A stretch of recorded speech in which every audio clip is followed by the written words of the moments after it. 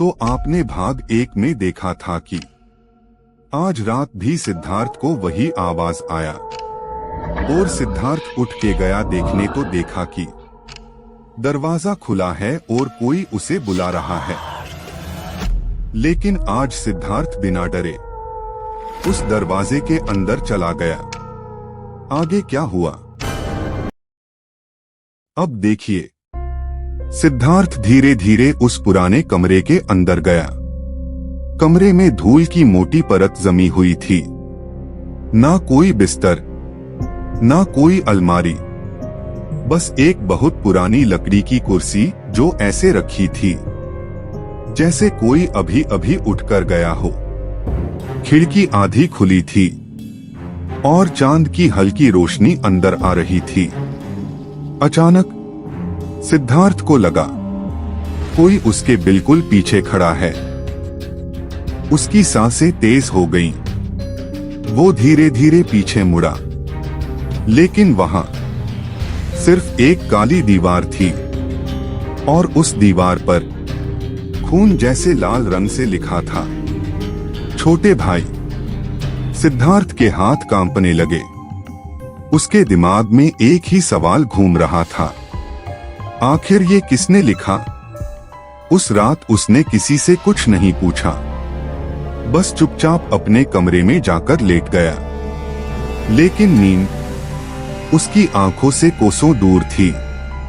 अगली सुबह होते ही सिद्धार्थ ने हिम्मत जुटाई। माँ, क्या मेरा कोई बड़ा भाई था? ये सवाल सुनते ही उसके माँ पिता के चेहरे का रंग उड़ गया। माँ की आंखें भर आईं। तुम ये सब क्यों पूछ रहे हो बेटा? सिद्धार्थ ने तीनों रातों की सारी बातें बता दी।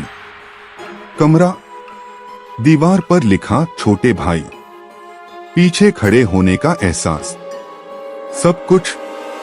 ये सुनते ही जैसे घर में सन्नाटा छा गया।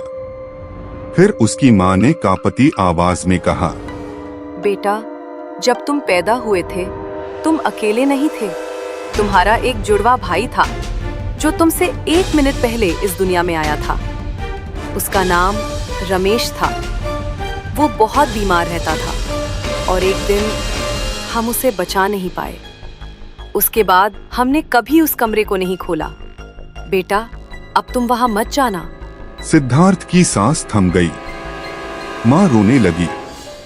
आखिरी रात, लेकिन उस रात सिद्धार्थ ने ठान लिया, अगर सच है तो आज खत्म कर दूंगा। वो बिना डरे कमरे में गया, लेकिन आज कमरा पहले जैसा नहीं था। सामने दीवार पर एक बड़ा सा आईना लगा था।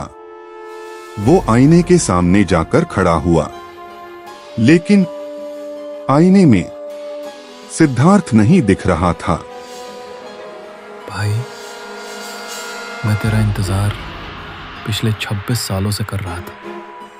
आज तू आया है, अब मेरी आत्मा को शांति मिलेगी।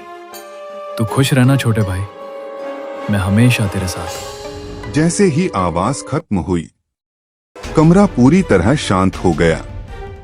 सिद्धार्थ वहीं बैठकर रोने लगा। अगली सुबह जब दरवाजा खुला तो कमरे में कुछ भी नहीं था।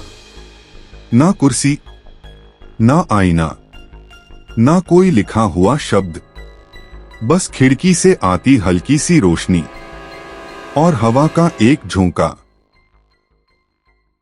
हर बंद दरवाजे के पीछे भूत नहीं होता। कभी कभी वहां हमारा अपना अतीत खड़ा होता है।